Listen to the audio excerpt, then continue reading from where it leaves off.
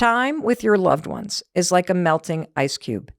And I'm sharing the 7 things that I'm doing to be more present with my son, Oakley, before he graduates from high school this year. And my husband and I are empty nesters.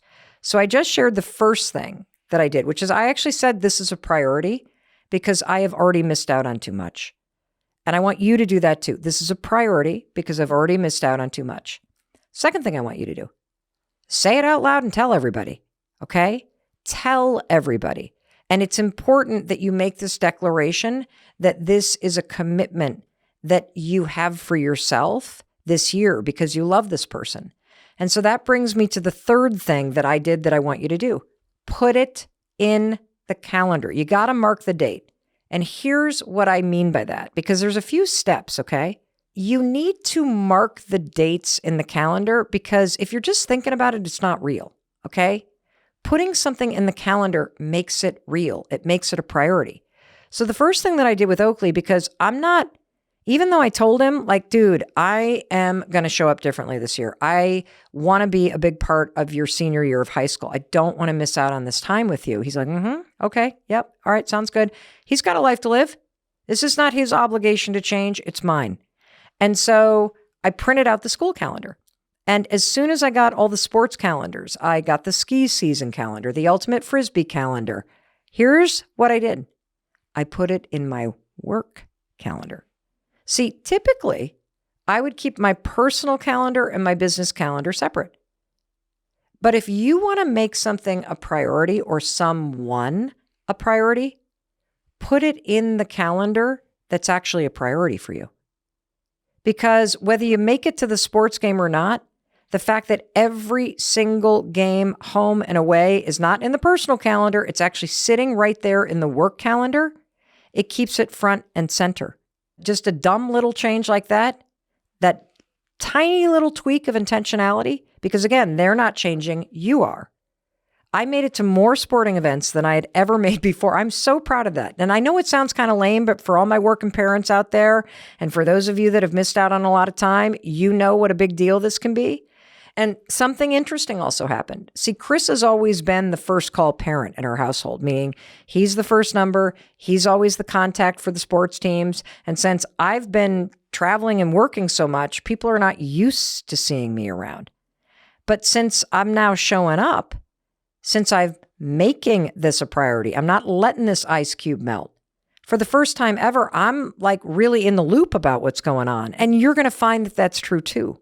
And in fact, I had this super cool experience. This might sound dumb to you, but it was like a highlight of my life so far with Oakley, which is a bunch of parents and I snuck onto the high school bus before a huge alpine ski team race. They were going off to some regional thing, and we decorated that bus. It looked like a bunch of strippers were going to come onto that thing because I went in to the decoration aisle at Walmart. I made up for 10 years of having that ice cube melt. I bought out every piece of tinsel, every streamer, every you know what. I bought the chalk markers. I colored every window. I decimated that bus with decorations. And I felt so bad that I even gave the driver a Dunkin' Donuts gift card and some cash and a couple extra garbage bags because he refused to take our offer to have him like get some help to have it cleaned up. And let me tell you something. When Oakley got onto that bus, he texted me and said, "You wouldn't believe what the parents did." And I said, "Dude, I was part of it."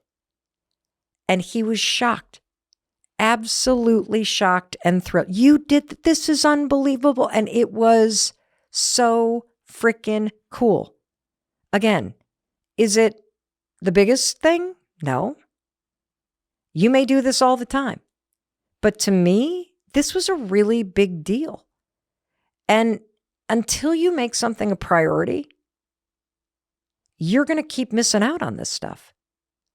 And, you know, when it comes to my parents, because I've shared that my dad's turning 80, and I am very, very aware that that ice cube is melting. You know, here's the fact. They live over 16 hours for me. I'm not driving there. They're not driving here. And, I realize that we are together 2 to 3 times a year maximum. And so when it comes to my parents, how do you do that in the calendar? Well, it's critical because Oakley lives with me and he's super busy and I barely see him and he's a senior in high school and he doesn't want to hang out with his mom. And so it's my job to insert myself somehow into his life. Same thing's true with my parents. Just because they're 80 and retired doesn't mean it's their job to make sure our relationship's amazing. And here's the truth. Like you may be experiencing in your life, my parents are 16 to 18 hours away from me. I'm not driving all the way to Michigan. They're not driving all the way here.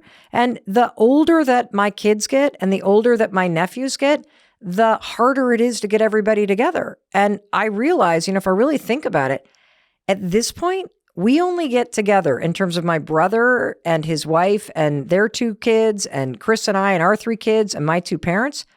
We only get together 2 to 3 times a year maximum at this point. And as our daughters are getting older and they're entering the workforce, it's getting harder and harder and harder. And so the calendar is essential. And you cannot underestimate how important this is. In fact, we started planning my dad's 80th birthday celebration almost 2 years in advance. Why? Because we're trying to coordinate 12 people. And if you don't get ahead of everybody's schedules, it's not happening. And I think that's important to understand. Everybody's busy. I don't care if you're retired, if you're 12 years old. And that's why getting it in the calendar and getting serious about this is how you mark these dates. Because if you don't mark the date, it's not happening. If you don't put it in the calendar, it's not real. And so, on this theme of it's not their job, it's your job. The time is going to pass. And if it's a priority to you, you got to figure out how to fit in to what they're doing. And so another way to use your calendar is I've put a little alarm in my calendar, again, not personal, in work, to call my parents twice a week. And that way I use my calendar to make sure I'm marking dates so that the time is not passing without doing my part. Because again, if it's not in the calendar, it's not happening. And that brings me to the 4th thing that I've done, okay? As you're starting to make your plans and you're starting to mark your dates, I just want to underscore this because I've been hinting at this. This whole thing is not about other people reciprocating the effort you're putting in. Because here's the huge headline.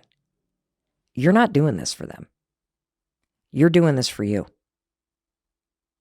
That ice cube, that's their life.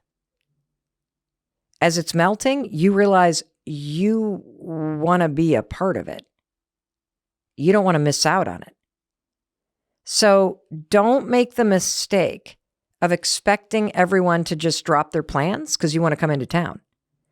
And this is a really, really important note because I think, if I'm being brutally honest with myself and with you, I think particularly with my parents, we got into a little bit of a tit for tat kind of thing, where you kind of go, well, you got to come to me or you got to come to me or, well, the kids are busy. So why would I come if they're going to be busy running around and I'm not even going to get to see them?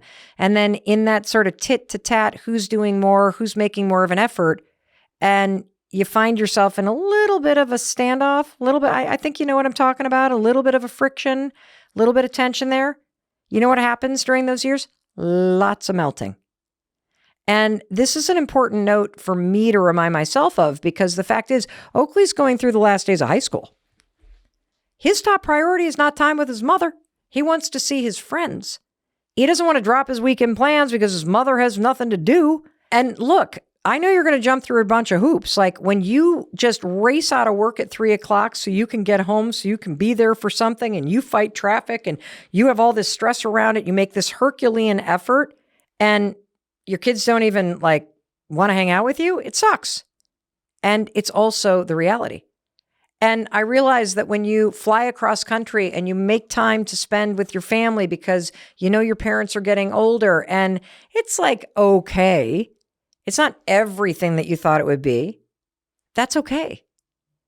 What you need to keep reminding yourself is you're doing this because this is the kind of person that you are. You're showing up because it matters for you. And you've got to figure out how to insert yourself into what's already going on. And I'll give you a great example, because I'm always trying to find time where I can get Oakley trapped into a car, right? Because I figure if we're in a car, then he's going to have to talk to me. So I was so excited when we were going on college tours recently to check out some of the schools that he's considering. And I thought, oh my gosh, it's going to be like the best. We are going to be in the car for hours, and then we're going to tour these colleges. And then on the drive home, we're going to get all this stuff that we're going to be able to talk about. Oh my gosh, I can't wait. That is not what happened. Are you kidding? We get up at the crack of dawn. He brings a pillow. He sleeps the entire drive to the college. We get into the tour, and he wants me to not be standing next to him. He's like 4 paces ahead of me because, of course, I'm embarrassing him. And if I ask a question, he shoots me a look, and then we get back in the car and we drive home. And you know what he does? He sticks his earbuds in and listens to an audiobook. I mean, not exactly the massive, profound bonding experience, but I don't care. I don't care because I got to be there. And I didn't do it for him. I did it for me.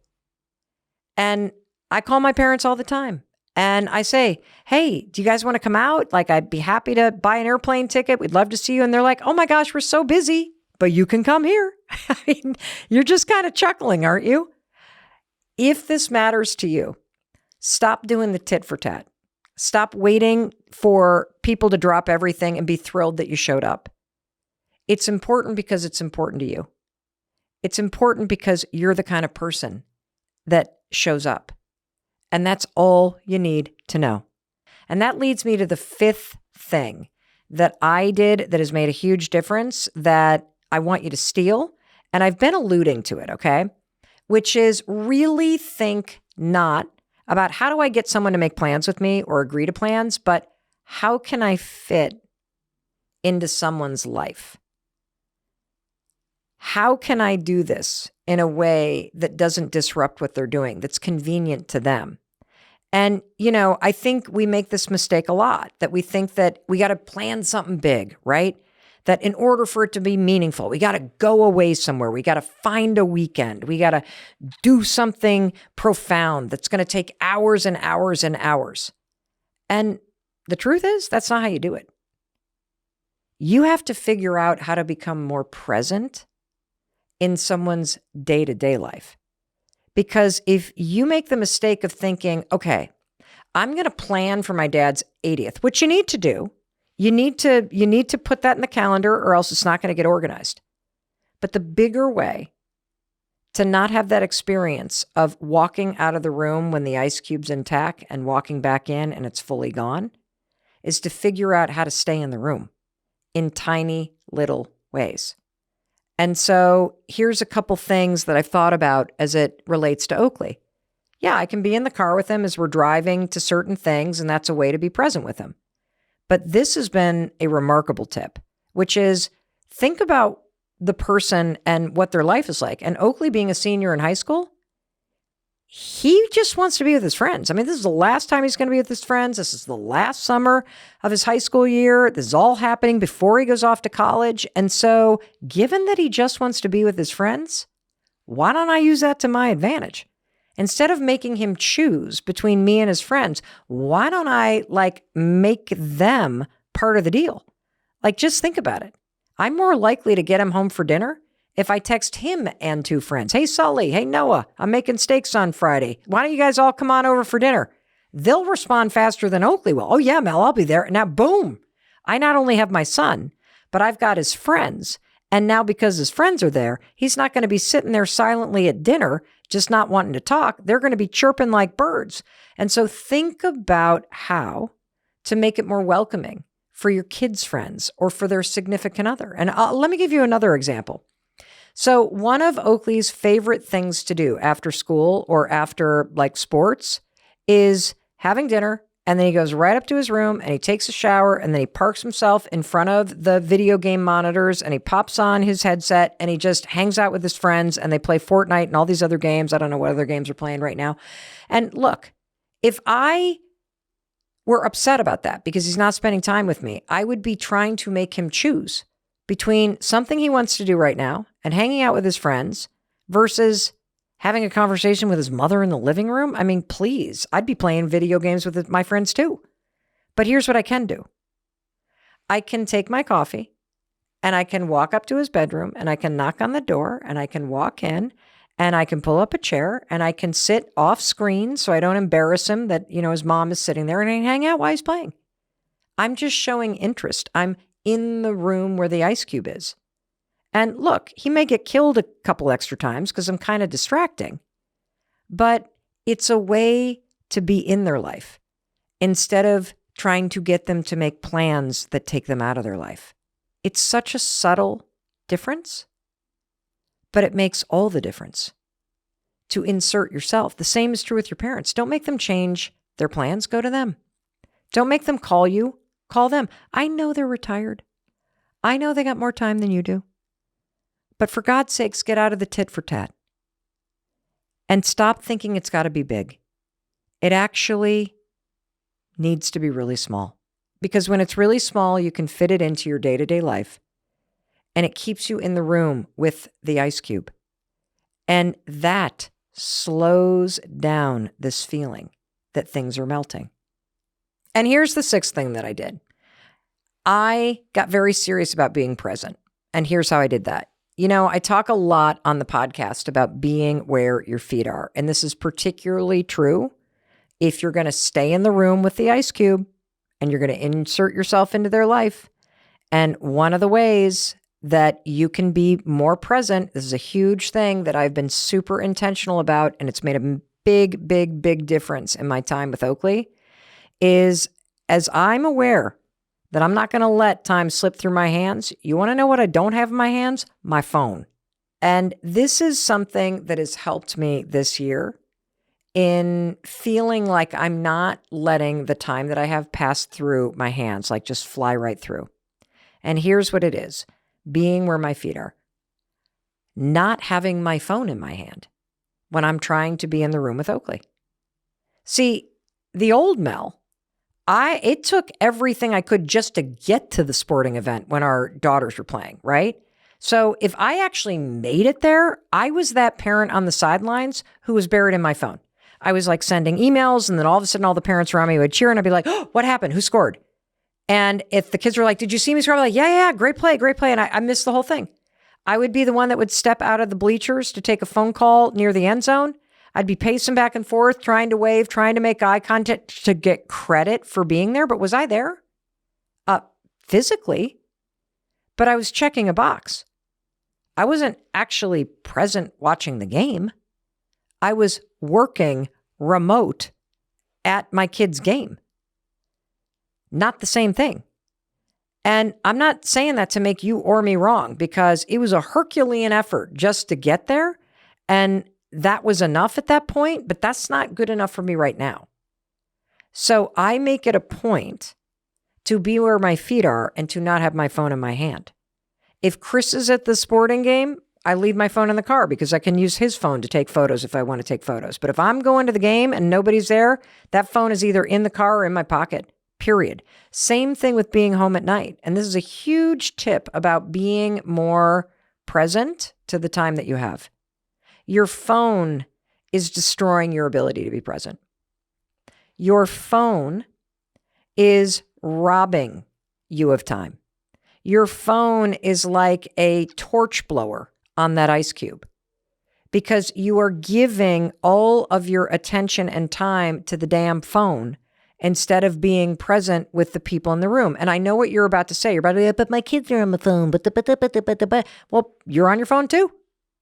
You're on your phone too. Why would they not be on their phone?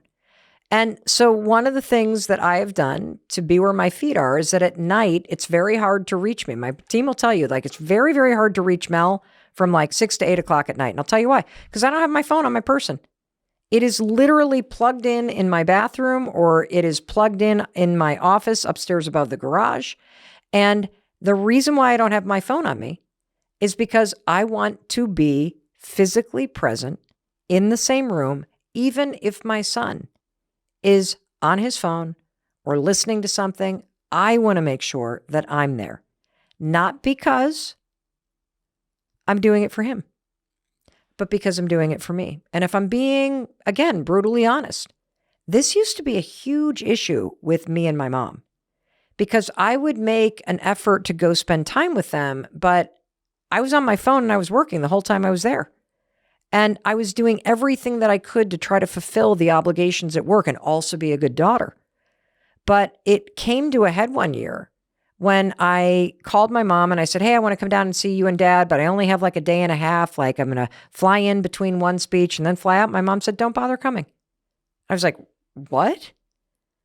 And she said, I would rather not see you than have you come and have you be working on your laptop or sitting on your phone and having me just feel like you're squeezing me in.